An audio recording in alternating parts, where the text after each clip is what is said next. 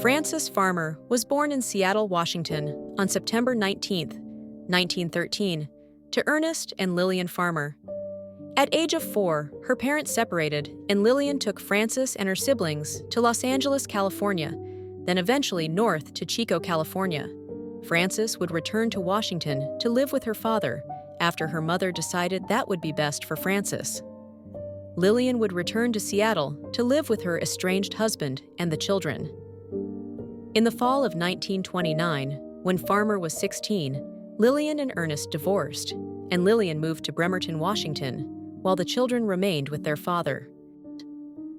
In 1931, while a senior at West Seattle High School, Frances entered and won $100 from the Scholastic Art and Writing Awards, a writing contest sponsored by Scholastic magazine, with her controversial essay, God Dies.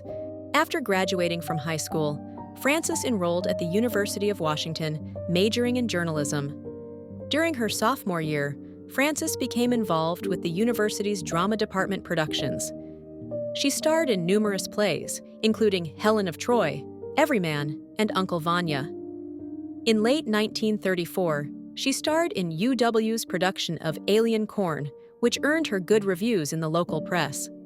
During her final year of college in 1935, Frances won a subscription contest for the leftist newspaper, The Voice of Action.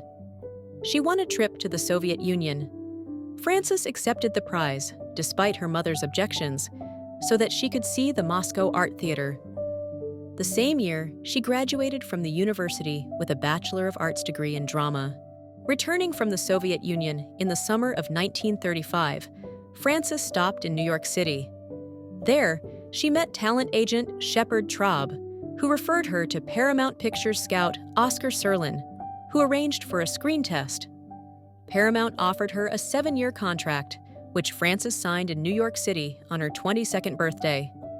September 19, 1935. November 1935, she was cast in the B-movie Too Many Parents, a comedy about young men in military school. The film was a box office success. In February 1936, Frances married actor Leif Erikson. Later that year, Frances was cast in her first A feature, Rhythm on the Range. It was a Western starring Bing Crosby. She would later say, "I had a crush on him since my high school days and stood in awe of the fact that in my first important film, I was actually working as his leading lady." During the summer of 1936, she was lent to Samuel Goldwyn to appear in Come and Get It, in which she portrayed a young woman pursued by her mother's former lover.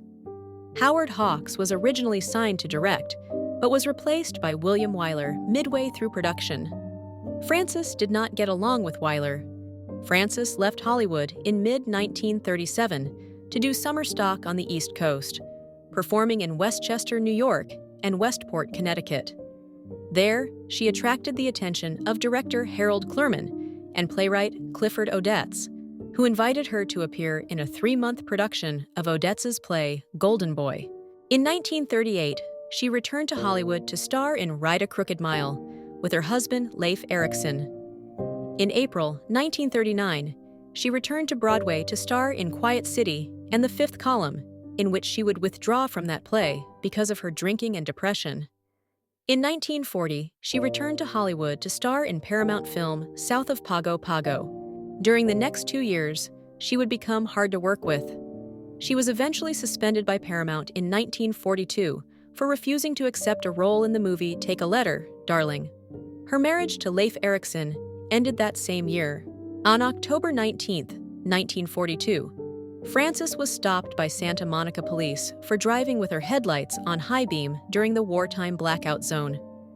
Some reports stated she was unable to produce a driver's license and was verbally abusive to the officers. The police suspected her of being drunk, and she was jailed overnight. Frances was fined $500 and given a 180-day suspended sentence. She paid $250 and was put on probation. By January 1943, Frances had failed to pay the remainder of her fine, and a bench warrant was issued for her arrest. January 13, 1943, police went to the Knickerbocker to arrest her, but she did not surrender peacefully. At her hearing the following morning, Frances behaved erratically and threw an inkwell at the judge. Frances was sentenced to 180 days in jail, but instead was taken to the local mental ward at the Los Angeles General Hospital. She was diagnosed as a manic depressive. She would spend the next several years in and out of mental institutions, including Western State Hospital in Washington State. She was released in 1950 to the care of her mother, Lillian. Her mother died in 1955. Frances would eventually marry again, and that marriage ended in divorce in 1957. While working as a bookkeeper in Eureka, California, Frances would meet Leland Mikesell. He was from Indianapolis. The couple would move to San Francisco, where they would marry in 1958. Frances appeared twice on The Ed Sullivan Show and also on This Is Your Life with Ralph Edwards. While performing in Indianapolis in 1959 in the play The Chalk Garden, Frances was approached by a local producer to host her own TV show. She accepted the role, stayed in Indianapolis, and soon started her daytime run of Frances Farmer Presents. She would soon divorce her third husband. Frances's daytime show would end in 1964, but she would remain in Indianapolis. She became actress in residence at Purdue University and attempted to start her own business with friend Jean Ratcliffe, whom she met while in Indianapolis. Their business venture failed after funds were embezzled by their business financial advisor. In 1968, she formally converted to Roman Catholicism, as she claimed to have felt God in her life and sensed that she would have to find a disciplined avenue of faith and worship. In the spring of 1970, Frances was diagnosed with esophageal cancer, which was attributed to a life of heavy smoking.